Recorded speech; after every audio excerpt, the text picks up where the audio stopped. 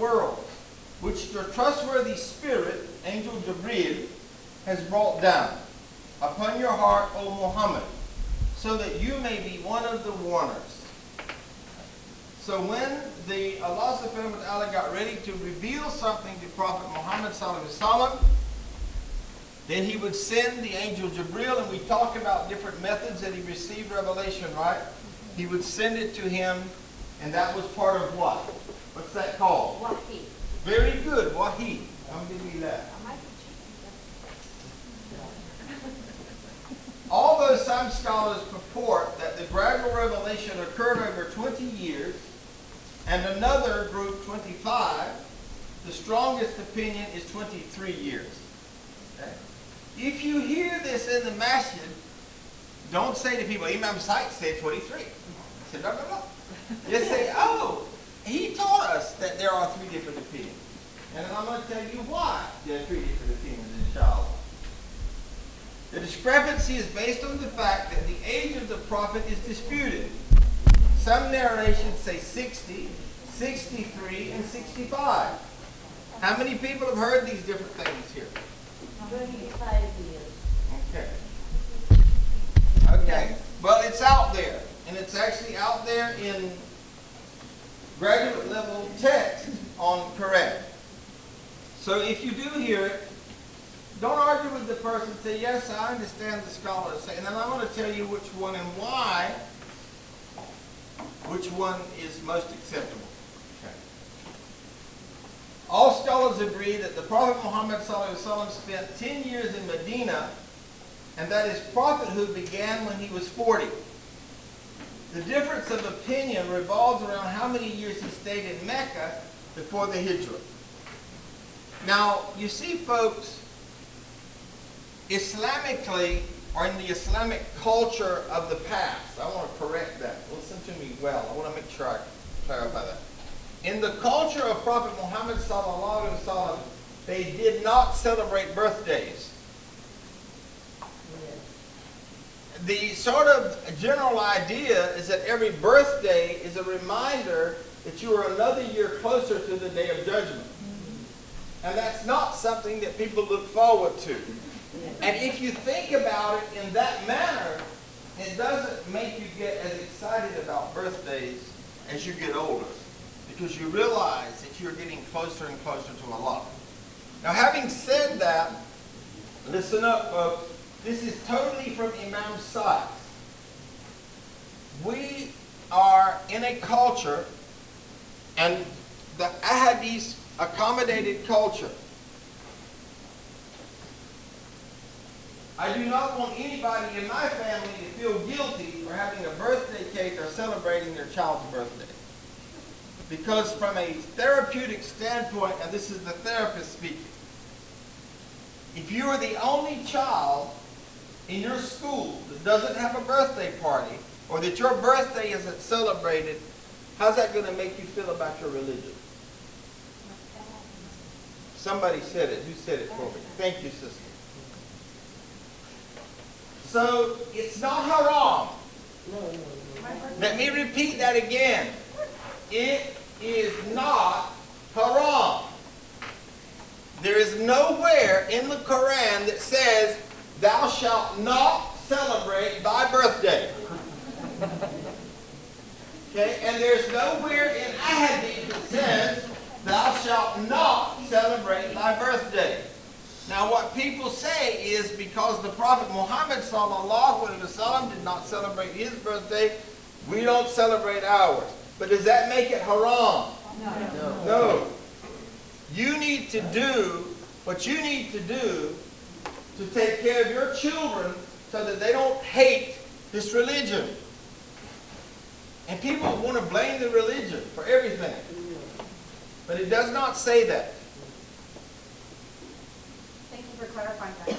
Okay. It does not say it's haram. Yes, Dr. Hawk, I'm sorry. I think I am happy that I am getting closer to the Jannah. 1 year subtracted from my age. So Jannah is better than this world. That's how I. Yes, it is. Yes, it is. But that day of judgment is very scary for all of us, I think. Yes, I look forward to being with Allah, I can't tell you. But I'm scared of that day when the sweat's up to my chin. You know, and that's the way it's described. When you read in the Quran about the day of judgment and when you get your scroll and stuff, Yes. it's better than any Steven Spielberg movie you've ever read, seen, or watched. Anything in your life. It's so scary. Yes, sister. Well, what I was saying is that as you grow older, and I understand where you're coming from, and I understand Dr. Hack's point of view, but I feel that as you become more spiritually aware, and you elevate your soul in that manner, that you Yeah. sort of start celebrating your birthday in a different manner. Yes. Because you can start doing that. You can put different practices in place so that it's more meaningful, and you spread that information to those around you. You know? Very good. But what's really important for me is that we have these haram Right. police. No. You know, that everything is haram. Right. You know, it's haram if I walk out the door accidentally into the masjid with my left foot instead of my right. Yes, I'm supposed, best practice is to walk into the masjid with my right foot. Let me tell you something, folks. The God that I know is not going to send me to hell if I accidentally step in the masjid with my left foot. Allah gives left-handed children and right-handed children. So I just don't want you to be in bondage to this kind of stuff that's being promoted. Because it's not from Quran. You know, I mean, we live in a culture and we're allowed to do some of the things that are in this culture as long as it doesn't contradict the Quran and the Sunnah. Like, next year, I think it would be wonderful to have a party for the children and call it halal a week. And let them dress up and we come and give them candy at the masjid.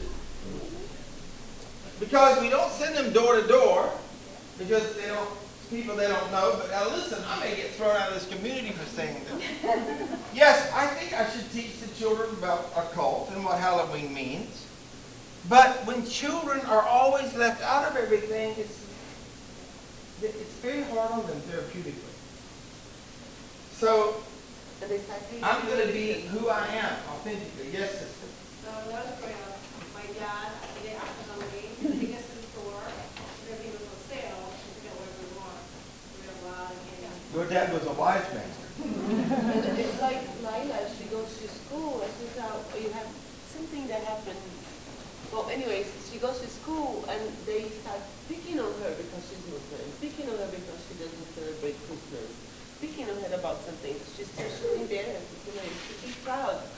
But if you take her from everything, she's gonna hate coming here. Absolutely.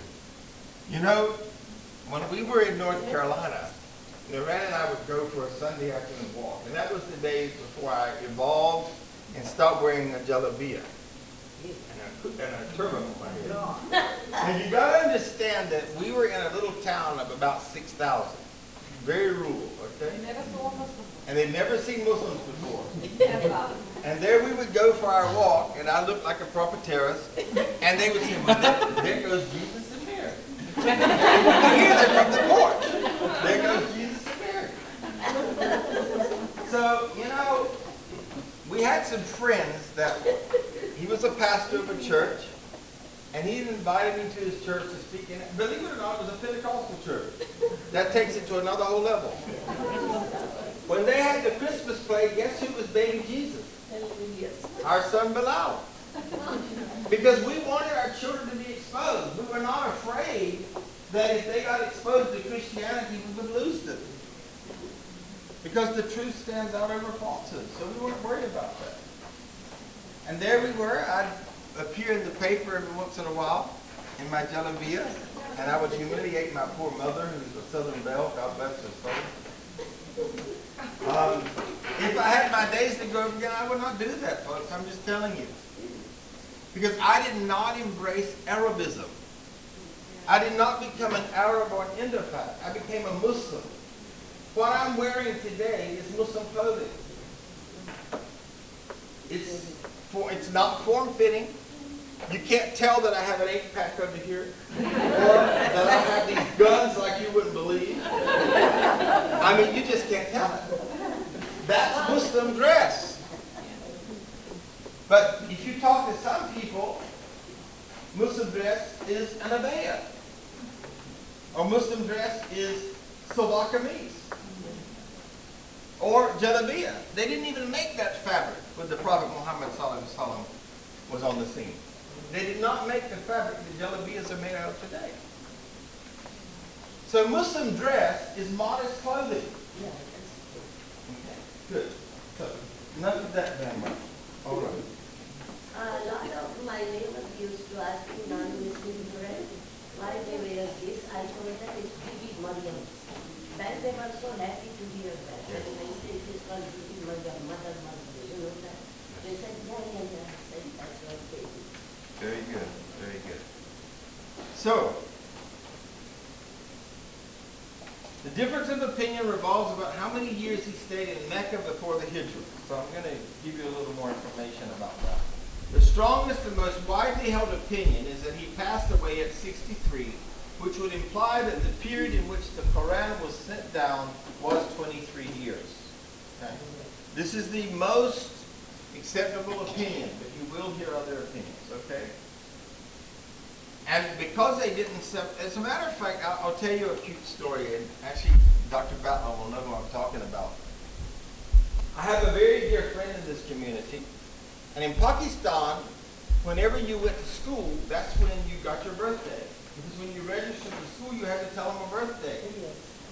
I forget how many children were in the family, but all 6 of them started on school the same day. Yeah. There was 4 or 5 years difference in those children, but they all have the same birthday. Couple of years difference, and they go all together, and nobody knows. My son tell me, what do you know? You don't know from left to right and right to left.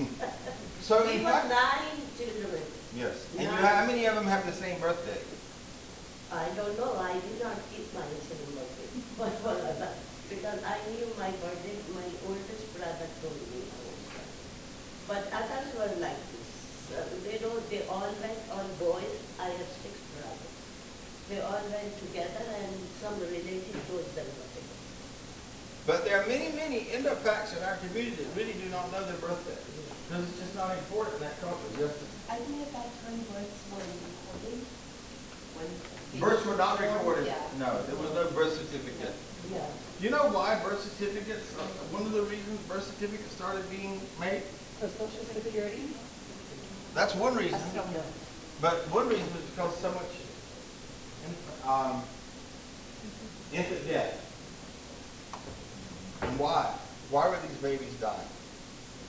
So that was part of the reason. So they needed to keep a record. This baby was born, and then what happened to this baby?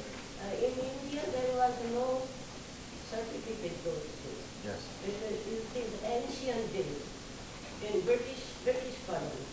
Yes, sister. I just have a funny story to share. My grandmother, my mother's mother, when we asked her when was her children born, she doesn't know the birthday, but she remembers it was fall or it was summer, by the season. And that was so funny. Yes.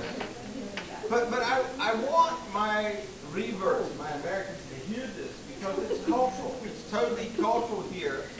You know, birthdays are very cultural in America. But there are cultures where it doesn't mean a thing.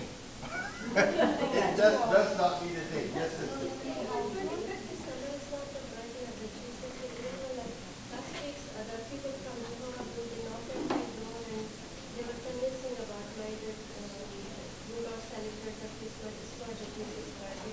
So I said that, yeah, I know because I have read the Bible. And they asked me that which church you go. I said that I go to Islamic Center and Abdul Rahman site is my teacher. So then I asked them, why don't you come inside, have a cup of tea with me and discuss. I know about your Bible. They said I will come tomorrow. And they never came. And one day I saw them and asked them, why didn't you come to my house? They said that please ask them. I said, better to stay away from their home. Oh, wow. Okay. All right. That's not very inclusive, is it? Okay. So, alhamdulillah, no tampering with the Quran. We've talked about this before, and I just want to revisit this just briefly in light of the context of where we are. The trustworthiness of Jibreel has been guaranteed by Allah subhanahu wa ta'ala. And Allah explains in Surah 21:27 that angels do not disobey Allah. So they do not speak until He has spoken, and they act on His command.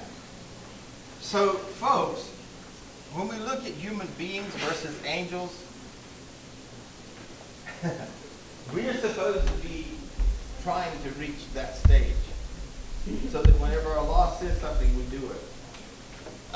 And that we don't act until we act based on what Allah has told us to act on. So they only act as Allah tells them. Now, having said that, if you were reading a hadith that said the angels didn't know what to do, what would you say about that hadith? The angels didn't know what to do? Yes. They don't They were guided by Allah. If Allah says that they don't do anything and He speaks to them and they're on missions for Allah, then can they be confused? No. Their boss is not confused, I promise you. So if you ever read a hadith that says the angels didn't know what to do, then you should question the authenticity of that hadith. Because there are a few of them out there. But that's not the subject matter today. I just wanted to throw that out to you. Because we are supposed to question things, folks. We should have an open mind and we should question things. Allah praises Jibreel and calls him in Surah 26, verse 193, Trustworthy Spirit. The Prophet is chosen to be the recipient of the Qur'an, and Allah assured him he would not forget or miss any verses. So in Surah 75, verses 16 to 18, move not your tongue concerning the Qur'an to make haste therewith. Don't worry, you don't have to hurry up and try to remember what the angel's telling you. You're not going to forget. We're not going to let you. It is for us to collect it and to give you, O Muhammad, the ability to recite it. And when we have recited it to you, then follow its recital. And it's amazing because this is the methodology that's still being used today. It is the most effective methodology to learn the Quran. So I would literally sit in front of Imam Tariq. He will read something, I will read it. And he will correct me. And you will stay on one ayah until you get it perfected. You may spend days on a few ayahs, particularly when you're first learning, until you get it completely right.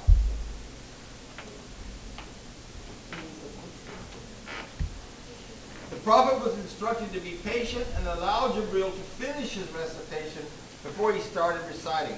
And this is amazing. How human is this? Because I used to have the same feeling when I was sitting in front of Imam Tariq and he would say a whole sentence. I just wanted him to, can I just say that what I can remember first? But this is the methodology. You listen and then you do as much as you can. You keep going until you get it. After Allah ensured the Prophet ease with memorization, Allah subhanahu wa ta'ala ordered him to convey the revelation he had been given and told him failure to do so would mean a failure in his mission as a prophet. So we find that mission in Surah 5 and verse 67. O Messenger, proclaim the message which has been sent down to you from your Lord. If you do not do so, then you have not conveyed his message.